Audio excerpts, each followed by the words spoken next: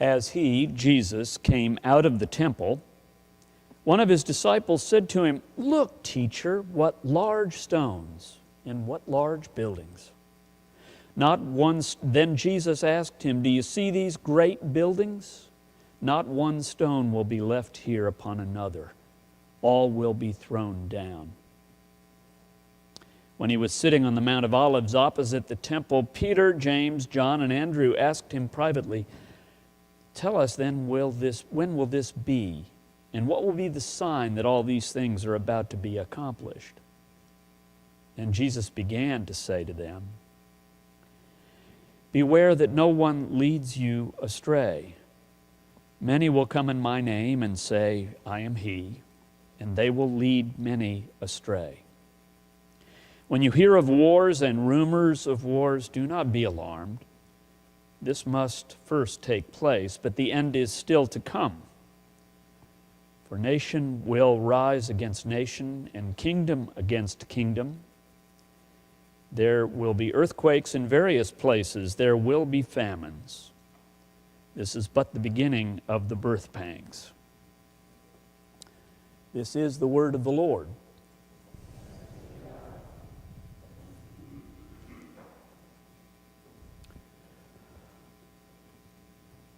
I've found it especially hard to get ready for this sermon, particularly given what has happened in Paris this past weekend. And additional facts and information don't really change the sense of horror of that situation.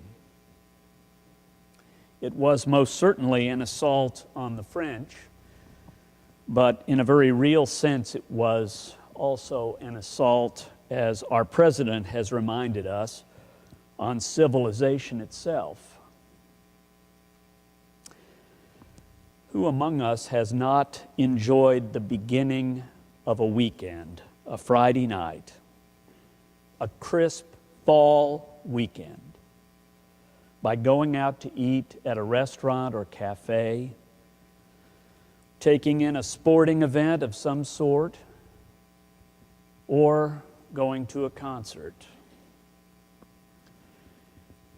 This is all what they were doing, and their world changed, and so did ours.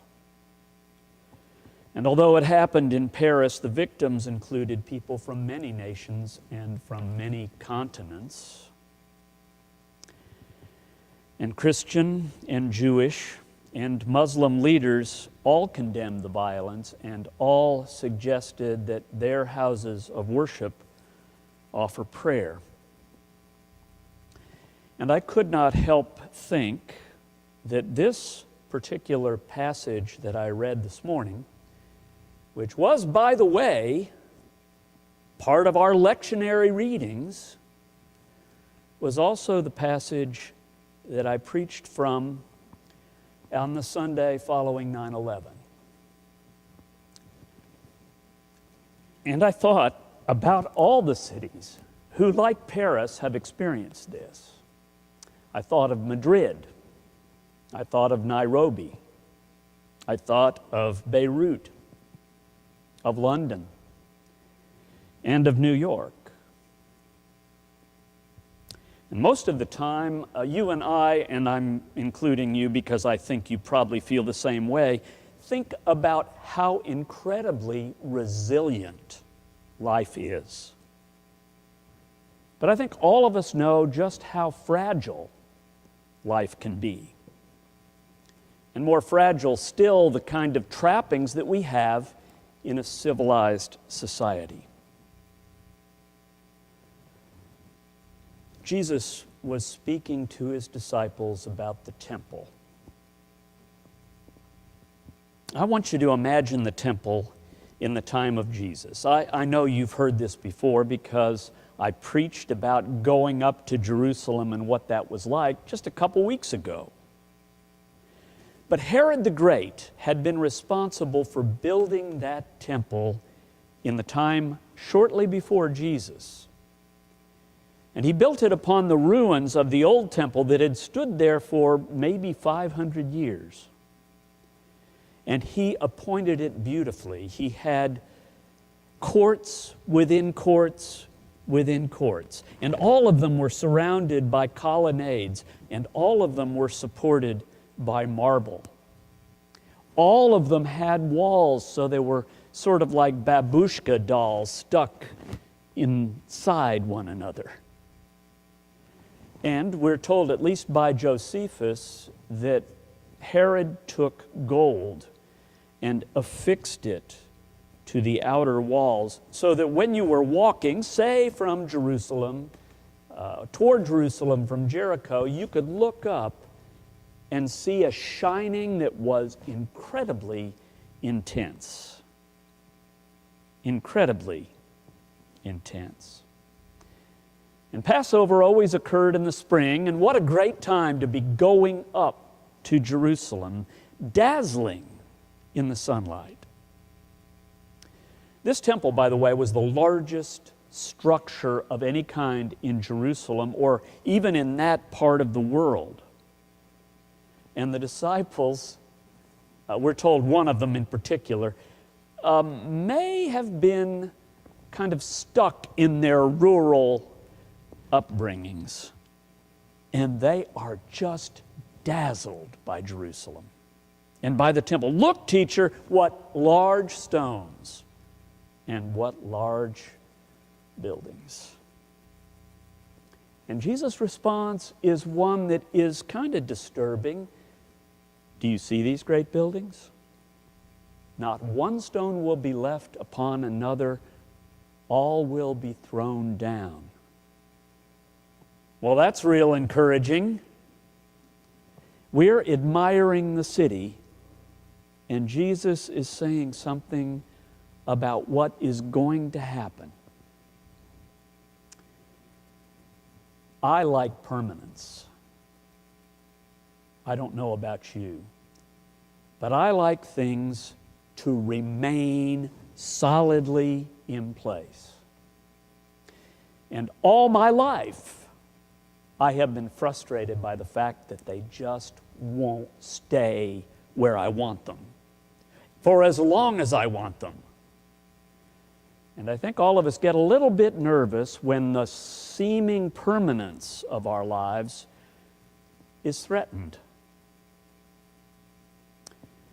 Those of you who spend any time at all with email may have seen the many items that get cranked out by friends who send on notes that someone has sent them, and the ones that a particular age pattern of us see pretty frequently is the, do you remember this device from the 50s or the 60s?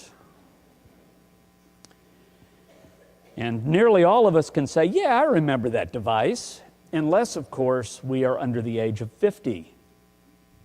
Do you remember this device? And I think back at how everything seems so permanent. But that was just not so. The works of humankind are never, ever permanent. As many of you know, I'm part of a cohort group, which is a group of pastors. And we get together on a fairly regular basis, once annually, all 8 of us, and roughly once every 2 months, the 4 of us who still live in this immediate area. And one of the topics that was part of our most recent discussion had to do with the impermanence of our own lives, and more especially the impermanence of ministry itself. Now, that may not seem that way to you, but I guarantee you those of us in this cohort group grew up at a time when we were educated at seminary in a particular way, and it has absolutely no help these days. Has the church changed that much? Well, in many ways it has. It's not the same sort of permanent 1950s type church, which, by the way, is anomalous in American history. The 50s represent an era where more people proportionately in the population were in church than any other time in the history of the United States. Than any other time. And yet we gauge that to be the kind of permanent and typical way that things were. It's not. This era thing has forced impermanence upon us.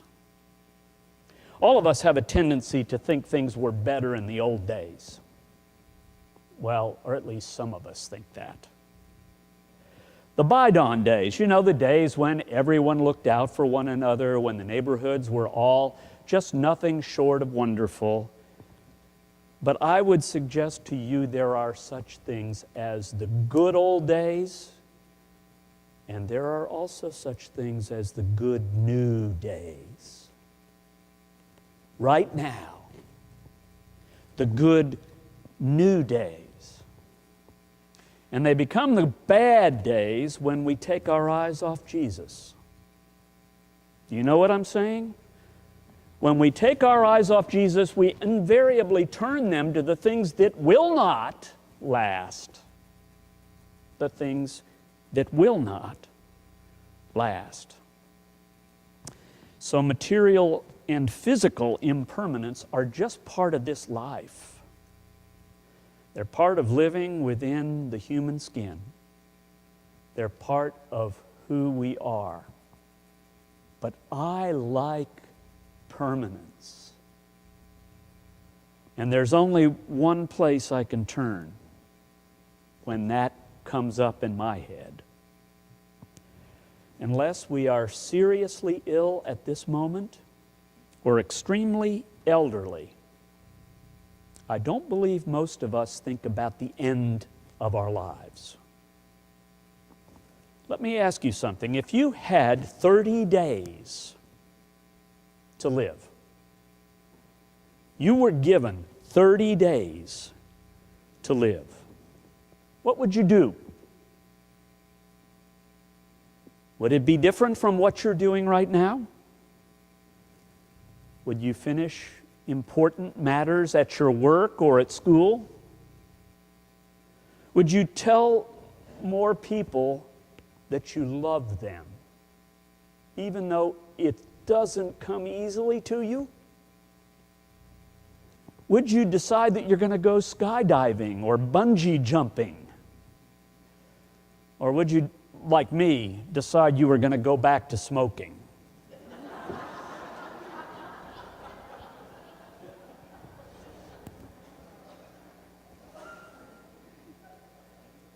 You had 30 days to live.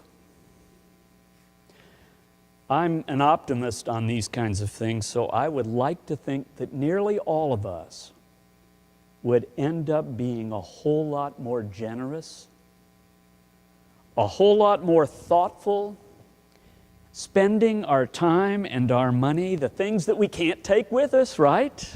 It's not possible. And I kind of feel like we'll end up living a whole lot better. We'll notice the really little things. Judy just this last week said, you know, I noticed this green mayfly sitting on top of the post office box, and it was just marvelous. And her other comment was, you know, I think 10 years ago I probably wouldn't have noticed that, because we don't. We have world enough and time.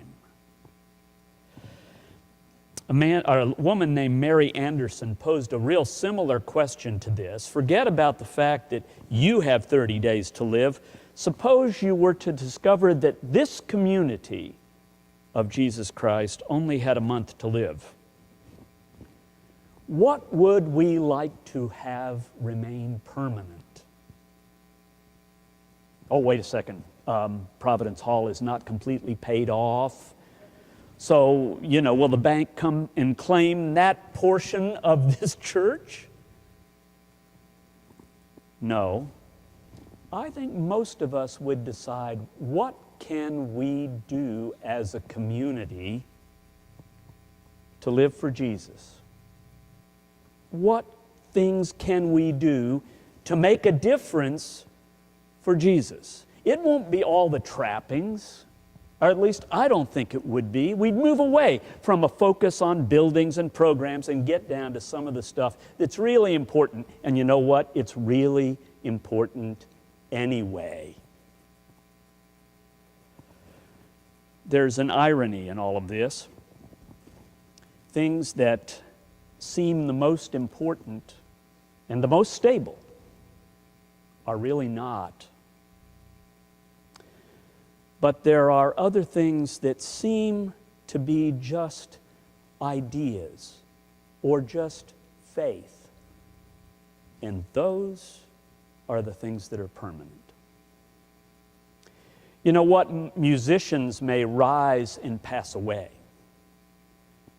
But if the music they do is really, really good, it will remain. It will remain. Jesus mentions in a later chapter than this one, which we'll undoubtedly encounter in Advent, that heaven and earth will pass away.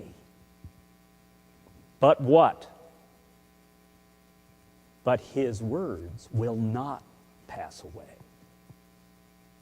And so, when we're caught in a web of fear and of kind of disturbing longing, when we're caught up in how transient everything seems to be in this world, let's remember what does not pass away and which is with us all the time.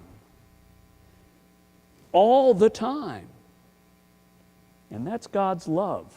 God's love in Jesus Christ. Christ's words. These are things that are permanent. They will not pass away. The universe is sustained by God's word. So my word is this: we are supposed to love this world. We are supposed to love this world, so if you do, good. But we're not to be seduced by it. Rather than thinking and feeling about the end of all things, let's think and feel about the new beginnings. Do you believe that God will make all things new? The ways we can live for Jesus inform us that this is the direction we're to go. The ways that we can incarnate the love of God and live into the words of Jesus. Friends, that's permanent. Amen.